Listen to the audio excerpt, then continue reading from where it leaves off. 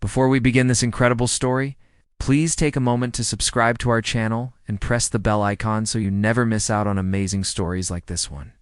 Your support means everything to us. The morning sun cast golden rays across Buckingham Palace as tourists gathered behind the iron gates, cameras ready to capture the famous changing of the guard ceremony. Among the crowd stood Margaret Wellington, a woman in her mid-50s wearing an expensive fur coat despite the mild weather. Her designer handbag swung from her arm as she pushed her way through the crowd, her voice sharp and demanding as she complained about her view being blocked. The royal guards stood perfectly still in their distinctive red tunics and tall bearskin hats. Their faces remained expressionless, their eyes fixed straight ahead, as they had been trained to do for years. Among them was Sergeant James Crawford, a decorated soldier who had served his country for 15 years. He had protected royalty, survived dangerous missions overseas, and earned the respect of everyone in his regiment. But nothing could have prepared him for what was about to happen on this ordinary Tuesday. Mourning Margaret elbowed past a young family who had been waiting patiently for hours to get a good spot. The mother tried to protest, but Margaret simply ignored her and stepped closer to the guardsman. She wanted the perfect photograph, and she did not care who stood in her way. Her husband had bought her the latest smartphone, and she was determined to fill her social media accounts with images that would make her friends jealous. As she approached the restricted area, a palace security officer politely asked her to step back behind the barrier. Margaret spun around, her face twisted with anger. She began shouting about how much money she paid in taxes and how she deserved to stand wherever she wanted. The security officer remained calm and professional, explaining that the rules applied to everyone for safety reasons. But Margaret was not interested in listening to reason. She turned her attention to Sergeant Crawford, who stood motionless at his post. His rifle was held firmly at his side, his posture perfect despite the summer heat building under his heavy uniform. Margaret strutted up to him, her high heels clicking against the pavement. She stood directly in front of him, waving her hand in front of his face and making mocking comments about how he looked like a toy soldier. The crowd behind her started to feel uncomfortable, spurring among themselves about her rude behavior. Sergeant Crawford did not flinch. His training had taught him to ignore distractions, to remain focused on his duty no matter what happened around him. He had stood through rainstorms, snowstorms, and blazing heat. He had ignored screaming protesters, crying children, and drunk tourists. But Margaret was different. She was not just being annoying or inconsiderate. She was becoming aggressive, without warning. Margaret reached out and knocked on his bearskin hat as if she were knocking on a door. The crowd gasped. Several people started recording on their phones, sensing that something serious was about to unfold. A parent quickly covered their child's eyes. Margaret laughed loudly, clearly enjoying the attention she was receiving. She turned to the crowd and made a joke about the guard being a statue, then reached out again, this time poking Sergeant Crawford in the chest with her perfectly manicured fingernail. The sergeant's jaw tightened slightly, but he remained in position. Palace protocol was clear about how guards should handle interference, but physical assault was crossing a dangerous line. Margaret, emboldened by his lack of response, decided to take things even further. She grabbed the front of his tunic and tried to shake him, screaming about how she wanted him to smile for her photograph. Her perfume was overwhelming, her voice shrill and grating as she continued her attack on the professional soldier, who was simply trying to do his job. What happened next would be captured on dozens of cameras and phones, shared millions of times across the internet, and spark a nationwide conversation about respect, duty, and the consequences of entitled behavior. The moment Margaret grabbed Sergeant Crawford's tunic, something shifted in the atmosphere around the palace gates. The other guards, who had been standing like statues at their positions, subtly adjusted their attention toward the unfolding situation. They could not break formation, but they were ready to act if their fellow soldier needed assistance. The security officers began moving closer, speaking urgently into their radios as they prepared to intervene. Sergeant Crawford made a decision in that split second. He had two choices: continue to endure the assault and hope that security would remove the woman quickly, or follow the protocol that allowed guards to respond when physically attacked. His years of training kicked in automatically. In one swift, practiced motion, he stamped his right foot down with tremendous force, Ow, the sound. echoing across the courtyard like a gunshot. The sudden movement made Margaret stumble backward, releasing her grip on his uniform before she could regain her balance. The sergeant brought his rifle around in a controlled arc, not pointing it at her but moving it into a ready position. His voice, which had been silent for his entire shift, suddenly boomed across the palace grounds with the authority of a man who had commanded soldiers in battle. He shouted the standard warning that guards are trained to deliver when someone breaches their space. His words clear and powerful enough to be heard by everyone in the crowd. Margaret stood frozen, her face pale with shock. For the first time since she had arrived at the palace, she seemed to realize that these were not toy soldiers or actors hired for tourist entertainment. They were real military personnel with real responsibilities and real authority. Her hands were shaking as she stared at the sergeant, whose expression remained stern and professional even as he maintained his defensive stance. The crowd erupted in a mixture of gasps, applause, and nervous chatter. Some people were cheering for the guard, grateful to see the entitled woman finally face consequences for her behavior. Others looked worried, concerned about what might happen next. Parents pulled their children closer, while teenagers held their phones higher to make sure they captured every moment of the confrontation. 2. Palace security officers reached Margaret within seconds. They took her firmly by the arms, one on each side, and began escorting her away from the guards. She tried to pull free, her voice rising in pitch as she demanded to know who they thought they were. She threatened to call her lawyer, to contact the newspapers, to make sure everyone involved lost their jobs.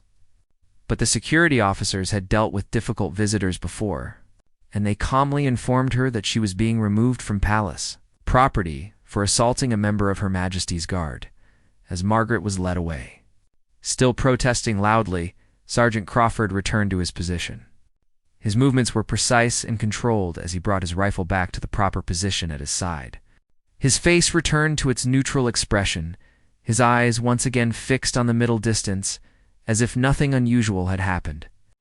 But those who looked closely could see a thin line of sweat on his temple and the slight tension in his shoulders that betrayed the adrenaline still coursing through his system. The commanding officer of the guard unit appeared moments later, walking briskly across the courtyard. He paused briefly beside Sergeant Crawford, speaking in a low voice that only the guard could hear. The sergeant gave a barely perceptible nod, acknowledging whatever instructions or support his superior had offered. The commanding officer then continued toward the security office where Margaret was being held, his expression serious as he prepared to deal with the aftermath of the incident. Meanwhile, the videos of the confrontation were already spreading across social media platforms. People around the world were watching the footage of the entitled woman assaulting the guard and his powerful response. Comments flooded in by the thousands. Some praised the sergeant for his restraint and professionalism. Others debated whether his reaction had been appropriate or excessive. News organizations began picking up the story, and within an hour, it was trending on every major platform. Back at the palace gates, the atmosphere slowly returned to normal. Tourists continued taking photographs, though many now treated the guards with noticeably more respect, keeping a respectful distance and no longer trying to make them laugh or break their concentration. The family that Margaret had pushed aside earlier was given a prime spot by a sympathetic security officer, and their children waved at the guards with genuine admiration rather than mockery. Inside the palace security office, Margaret sat in a small room with plain white walls and a single table. Her expensive handbag rested on the floor beside her chair, and her fur coat suddenly seemed ridiculous in the fluorescent lighting. The two security officers who had escorted her stood near the door, while a senior official reviewed the incident reports on his computer screen. Margaret's anger had transformed into nervous anxiety as the reality of her situation began to sink in. The senior official, a man named Director Thomas Henley, had worked in palace security for 23 years. He had seen countless incidents involving tourists who forgot their manners or drank too much. But physical assault on a guard was rare and treated with utmost seriousness. He looked up from his screen and studied Margaret's face. noting the expensive makeup and jewelry that suggested wealth but clearly not wisdom or class. Director Henley explained to Margaret that she had committed several offenses.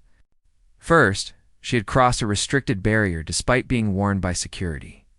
Second, she had physically touched and then assaulted a member of the Royal Guard.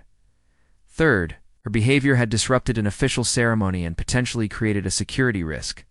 Each of these violations carried consequences, and the palace had every right to press charges through the Metropolitan Police. Margaret tried to defend herself, claiming she had only been trying to take a photograph. She insisted she had not hurt anyone and that the guard had overreacted. Her voice cracked as she spoke, and tears began to stream down her face, ruining her carefully applied mascara. But Director Henley remained unmoved. He had watched the video footage from multiple security cameras, and the evidence was crystal clear. Margaret had been aggressive, had ignored multiple warnings, and had physically grabbed the sergeant. The director picked up his phone and made a call to the Metropolitan Police. Within 30 minutes, 2 officers arrived at the palace to take formal statements. Margaret watched in horror as they pulled out their notebooks and began documenting everything that had happened. She realized that this was not going to disappear quietly. Her name would be in official reports. There might be court appearances. Her friends and family would find out what she had done. While the police interviewed Margaret, Sergeant Crawford had been relieved from his post and taken to a quiet room where he could decompress. His fellow soldiers offered words of support and respect. They knew how difficult it was to maintain composure when being assaulted, and they admired how he had handled the situation. The commanding officer arrived and formally commended the sergeant for his professionalism and proper execution of protocol. A military psychologist also stopped by to check on Crawford's mental state. Assault, even minor assault, could be traumatic, and the military took the well-being of its personnel seriously. The sergeant admitted that he felt angry about being attacked while simply doing his job. He also felt confident that he had responded appropriately. The psychologist made notes and scheduled a follow-up conversation for the next day, just to ensure there were no lasting effects from the incident. Outside the palace, the story continued to grow. Major news networks were now covering the incident as their lead story. Reporters stood in front of Buckingham Palace, describing what had happened and showing the viral video footage to their audiences. Public opinion was overwhelmingly in support of Sergeant Crawford. Social media was filled with comments praising his restraint and condemning Margaret's entitled behavior. Several veterans organizations issued statements supporting the Royal Guard and calling for respect toward all military personnel. They pointed out that these guards were not performers or decorations, but trained soldiers who had served in combat zones around the world. The bearskin hats and red tunics were ceremonial uniforms, but the men and women wearing them were warriors who deserved to be treated with dignity and respect. Margaret's husband received a phone call from the palace security office, informing him that his wife was being questioned by police. He rushed to Buckingham Palace, his face red with embarrassment and anger. When he finally saw Margaret in the security office, her makeup smeared and her confident demeanor completely shattered, he struggled to contain his frustration. He had warned her many times about her entitled attitude, and now it had led to serious consequences that would affect their entire family.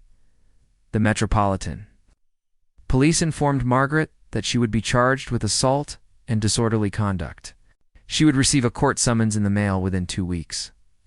Depending on how she pleaded and what the magistrate decided, she could face fines, community service, or even a short jail sentence. The officers were professional but firm as they explained her legal situation and advised her to contact a solicitor immediately. The video of Margaret assaulting Sergeant Crawford reached 10 million views within 48 hours.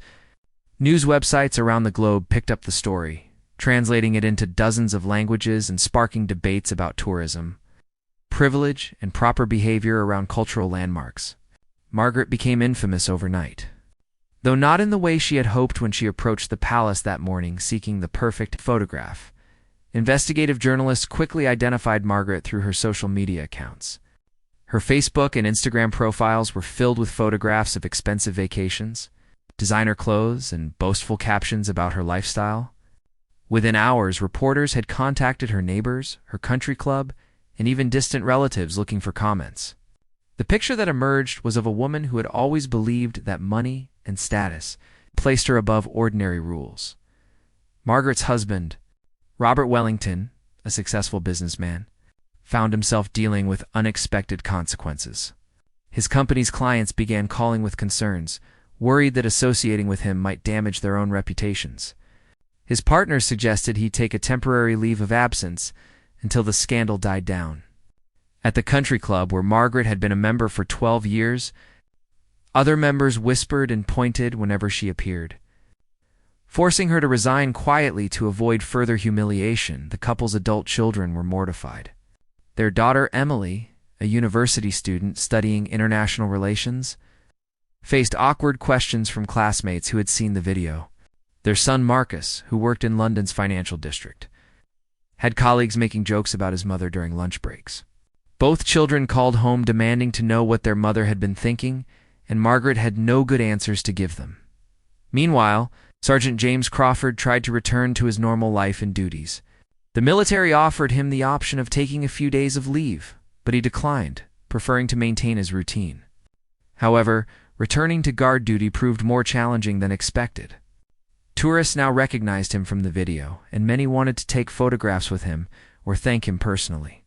The palace had to assign extra security to keep visitors from approaching him during his shifts. The sergeant received hundreds of letters and emails from around the world. Veterans thanked him for representing the military with honor. Parents wrote to say they had shown the video to their children as an example of professionalism under pressure. Some letters came from people who had been bullied or disrespected in their own jobs, expressing gratitude that someone had finally stood up to entitled behavior. Crawford was overwhelmed by the positive response and humbled by the support.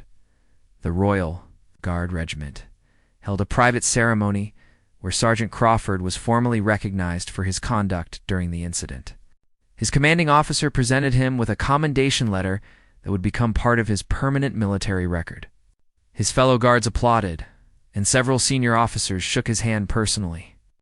The recognition meant more to Crawford than any viral fame because it came from people who truly understood the difficulty of what he had done. 3 weeks after the incident, Margaret appeared in Westminster Magistrates' Court.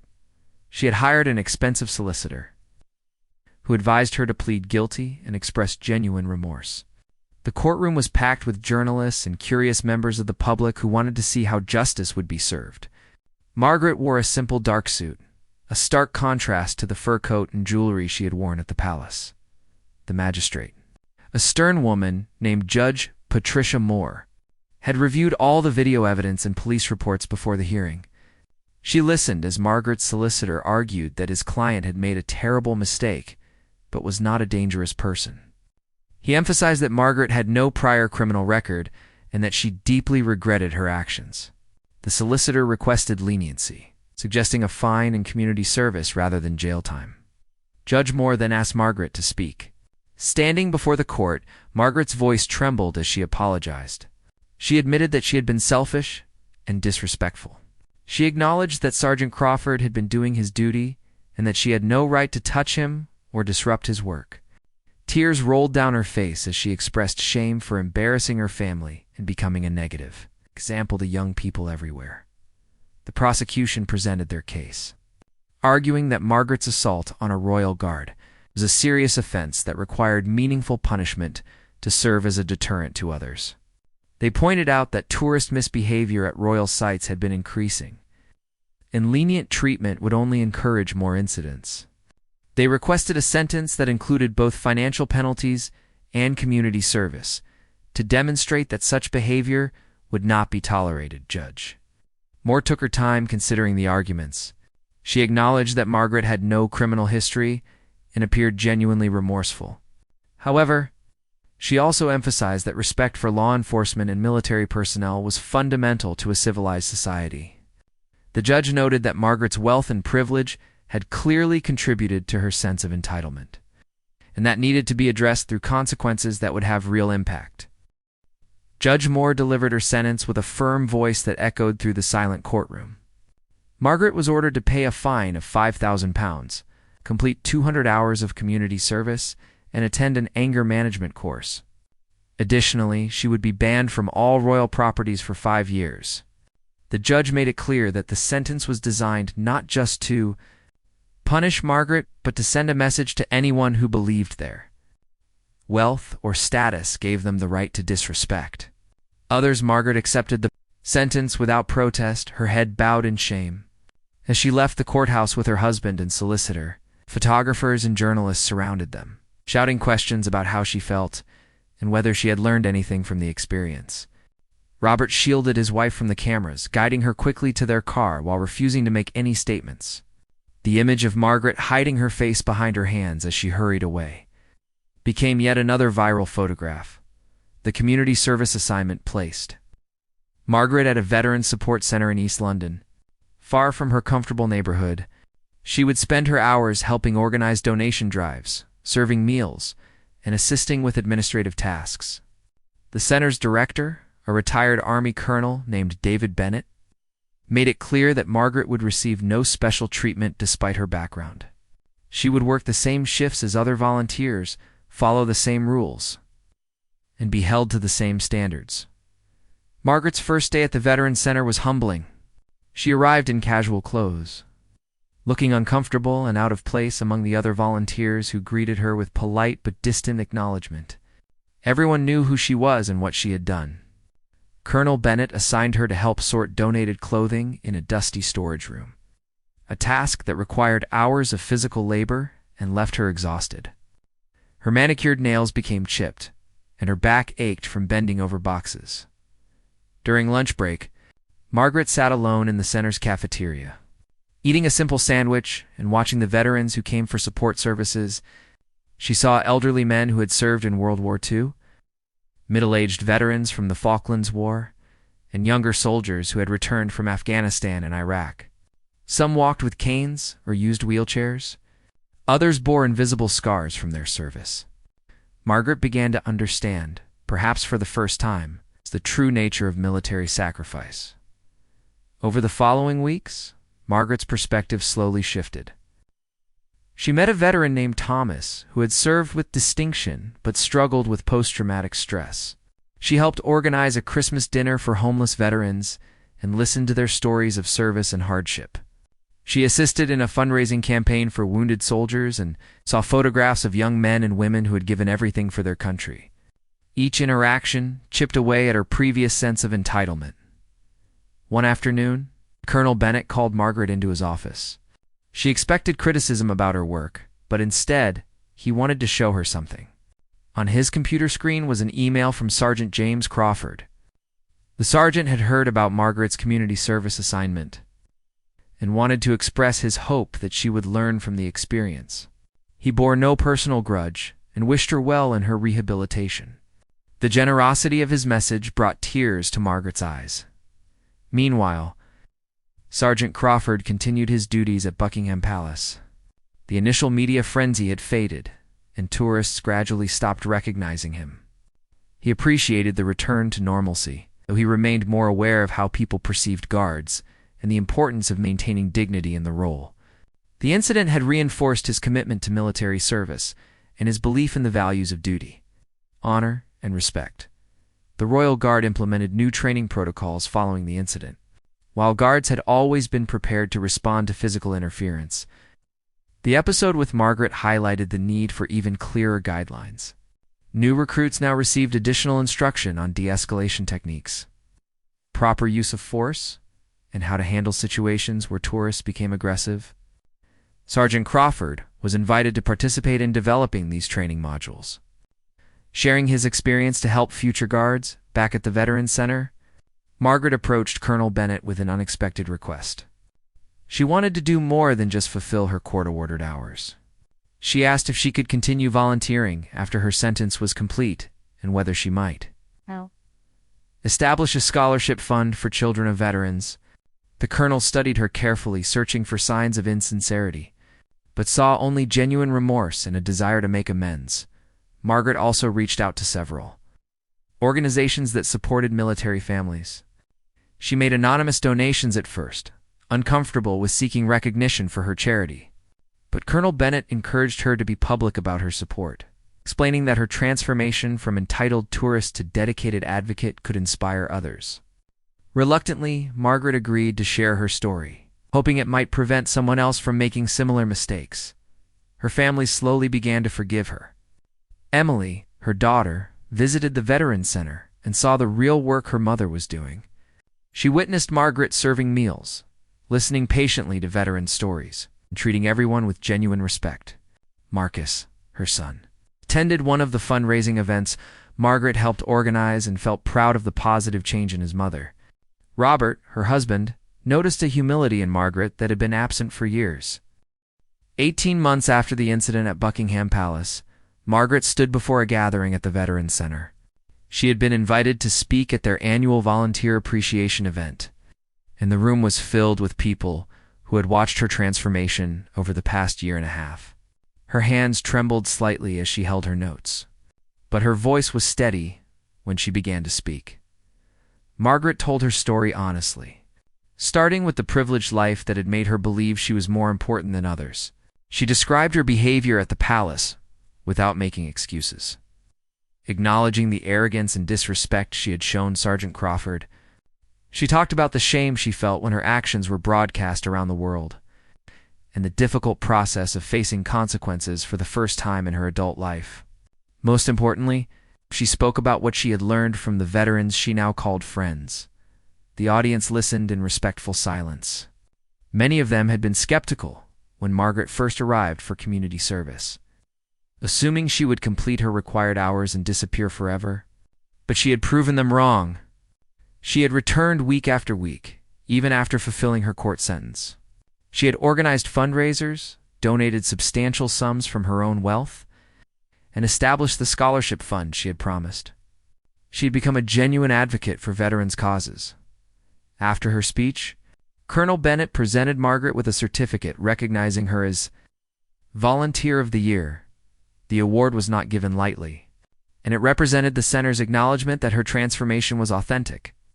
Veterans who had initially been cold toward her now shook her hand warmly and thanked her for her dedication. Some shared that her story had inspired them to give second chances to others. Understanding that people could genuinely change when given the opportunity, Sergeant James Crawford had been invited to the event as a special guest. He had corresponded with Margaret several times over the past months, impressed by the reports he received about her volunteer work. When he arrived at the center in civilian clothes, Margaret did not initially recognize him without his distinctive red uniform and bearskin hat. Colonel Bennett introduced them properly, and an awkward silence fell over the nearby guests. Margaret approached the sergeant with visible nervousness. She had written him several apology letters but had never spoken to him face to face since that terrible day at the palace. Her voice caught in her throat as she tried to find words adequate to express her remorse. She told him that meeting the veterans at the center had helped her understand the true meaning of service and sacrifice, and that she would carry the shame of assaulting him for the rest of her life. Sergeant Crawford listened patiently, then extended his hand. He told Margaret that her apology was accepted and that her volunteer work spoke more loudly than any words could. He explained that he had never harbored personal anger toward her, though her actions that day had been unacceptable. He acknowledged that true character was revealed not in moments of comfort, but in how people responded to their mistakes. Margaret's decision to genuinely change rather than just hide from embarrassment demonstrated growth that deserved recognition. The two spoke for nearly an hour, joined eventually by Colonel Bennett, several veterans who wanted to share their own stories of redemption and second chances. Sergeant Crawford talked about his military service, not to boast, but to help Margaret understand the commitment that guards made when they put on their uniforms. He described standing in harsh weather, ignoring fatigue and discomfort because duty required it. He wanted her to understand that his response that day had not been about pride, but about maintaining the standards that protect everyone. Margaret asked if there was anything more she could do to make amends. The sergeant thought for a moment, then suggested she'd consider speaking at schools about respect, consequences, and personal growth. He believed her story could teach young people important lessons about humility and the danger of entitled thinking. Margaret agreed immediately, despite her fear of public speaking, recognizing it as an opportunity to create something positive from her mistakes. Over the following year, Margaret became a regular speaker at schools and community centers throughout London. She showed the viral video of her assault on the guard, cringing visibly each time, but refusing to hide from her past. She talked honestly about how privilege had corrupted her judgment and how facing consequences had ultimately saved her from a life of shallow materialism and meaningless pursuits. Teachers reported that her presentations had powerful impacts on students, particularly those from wealthy backgrounds who needed to hear about accountability. Her relationship with Sergeant Crawford evolved into an unexpected friendship. They occasionally met for coffee, discussing everything from military history to philosophy to their shared belief in redemption. The sergeant had returned to his duties with renewed purpose, knowing that even a moment of professional discipline could inspire lasting change. Margaret had found meaning beyond material wealth. Dedicating herself to causes greater than her own comfort, the ban from royal properties eventually expired. But Margaret never returned to Buckingham Palace as a tourist. Instead, she organized visits for veterans and their families, arranging special tours and photography sessions. She stood at a respectful distance during changing of the guard ceremonies, teaching young visitors about the importance of honoring military service. On the 5th anniversary of the incident, she made a substantial, anonymous donation to a charity supporting Royal Guard families.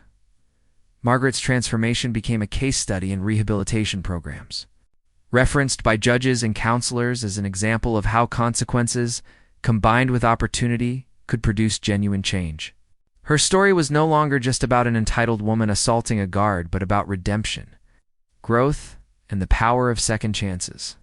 She had become living proof that people were not defined solely by their worst moments, but by how they responded to them.